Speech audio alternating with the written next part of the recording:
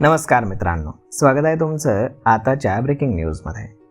मित्रांनो, राज्यातील दुकानं, हॉटेल, मॉल, चित्रपटगृह ही आस्थापना 24 तास सुरू ठेवण्याची मुभा देणारा निर्णय उद्योग विभागानं 1 ऑक्टोबर 2025 रोजी जारी केला होता. त्याची मुंबई, ठाणे, नवी मुंबई या ठिकाणी अंमलबजावणी अजूनही मात्र होऊ शकली नाही. Dadar, Parel, Kurla, CST, Mumbai central railway स्थानकांबाहेर रात्री 10-11 नंतर खाद्यपदार्थांचे स्टॉल, गाड्याही पोलीस बंद करायला लावतात. हॉटेल्स, दुकानं, मॉल्स हे रात्री 10 नंतर बंद होतात. Beer bar, permit room, pubs रात्री 1:30 पर्यंत सुरू ठेवण्यास मनाई असूनही ते पहाटेपर्यंत मात्र सुरू राहतात. उद्योग, व्यवसाय आणि आस्थापना 24 तास सुरू ठेवण्याबाबत राज्य सरकार, पोलीस, महापालिका यंत्रणा उदासीन असून नाईट लाईफच्या नावाखाली दारू पिऊन धिंगाणा घालणं आणि गुलदुल्यांचा धुमाकूळ आणि वेगानं गाड्या पळवणं आदी प्रकार मुंबई, ठाणे आणि कल्याण, डोंबिवली आणि नवी मुंबईमध्ये सुरू आहेत. मुंबई हे आंतरराष्ट्रीय दर्जाचं शहर असून दुबई, लंडन, शांघाय, न्यूयॉर्क आदी शहरांमध्ये मॉल्स आणि दुकानं आणि हॉटेल्स हे 24 तास सुरू असतात. नागरिकांना रात्री 3-4 वाजताही कपडे किंवा किराणा वस्तूंची खरेदी अगदी आरामात करता येते. त्या धर्तीवरती मुंबईसह राज्यातील मोठ्या शहरांमध्ये दारू विक्रीची दुकानं, बिअर बार आणि परमिट रूम वगळता अन्य आस्थापना 24 तास सुरू ठेवण्याचा विचार गेले काही वर्षे चर्चेत आहे. उद्धव सेनेचे आमदार आदित्य ठाकरे यांनी महाविकास आघाडीच्या काळात मुंबई नाईट लाईफ संकल्पना मांडल्यावरती मोठा गदारोळ झाला होता.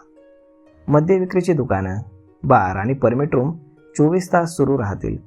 कायदा आणि सुव्यवस्थेचा प्रश्न निर्माण होईल, नागरिकांना त्रास होईल अशी टीका झाल्यावरती शहरातील काही विभागांमध्ये 24 तास आस्थापना सुरू ठेवण्याची मुभा द्यावी आणि महापालिका आणि पोलीस हे विभाग निश्चित करावेत असं सुचवण्यात आलं होतं.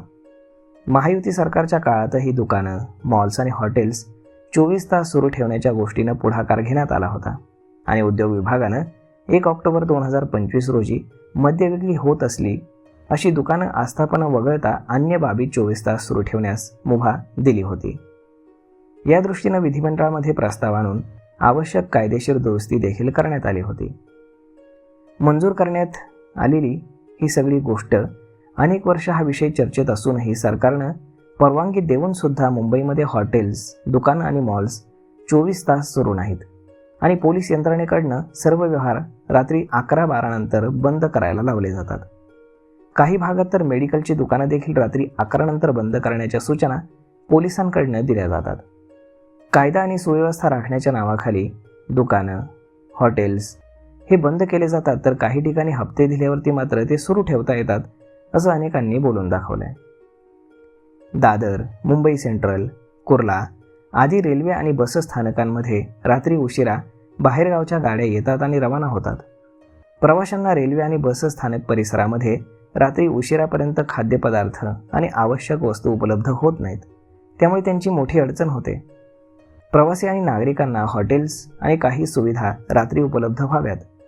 व्यवसाय आणि जागतिक पातळीवरील संधीचा विचार करून नागरिकांना त्रास होणार नाही हे तपासून 24 तास व्यवसाय कुठे सुरू ठेवता येतील या दृष्टीनं महापालिकांनी नागरी वस्तीचा परिसर वगळून शहरातील काही विभाग निश्चित करावेत आणि राज्य सरकारने त्याबाबत निर्णय घेऊन अंमलबजावणी करावी, असे आदेश ॲडव्होकेट आशिष शेलार, जे पालकमंत्री आहेत मुंबई उपनगरचे, तर त्यांनी दिलेला आहे.